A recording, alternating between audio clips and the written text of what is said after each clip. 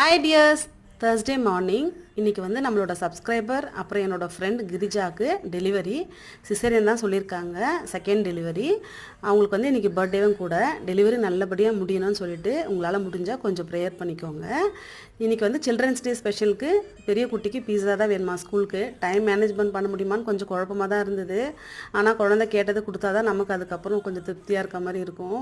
இன்றைக்கி வந்து கோதுமை மாவில் தான் பண்ணியிருந்தேன். 1.5 கப் கோதுமை மாவுக்கு 1.5 ஸ்பூன் அளவுக்கு ஈஸ்ட்டு, அப்புறம் ஒரு 1.5 ஸ்பூன் அளவுக்கு சுகர் ஆட் பண்ணிவிட்டு பட்டர் 3 ஸ்பூன் நல்லா ஆட் பண்ணிவிட்டு நல்லா வந்து வார்ம் வாட்டரில் பிசைஞ்சு ஒரு 10 நிமிஷம் நம்ம விட்டால் போதும். அதுக்கப்புறம் வந்து நம்ம டோ ரெடி பண்ணிக்கலாம். நம்மளுக்கு பிடிச்ச ஷேப்பில் இது பண்ணிவிட்டு சீஸ் வந்து ஓரங்களில் போட்டு நல்லா ஃபோல்டு பண்ணியிருக்கேன். இதான் ஃபஸ்ட் டைம்ன்றதுனால கொஞ்சம் சொதப்பல் அப்படி இப்படின்னு ஆச்சு. பீஸா சாஸ் இன்றைக்கி ரொம்ப நல்லாவே வந்திருந்தது. குடமிளகாவும் வெங்காயமும் மட்டும் டாப்பிங் வச்சுட்டு சீஸ் நிறைய அப்ளை பண்ணிவிட்டு 170 டிகிரிக்கு 20 நிமிஷம் பேக் பண்ணால் சூப்பராக ரெடி ஆகிடும். பாய்.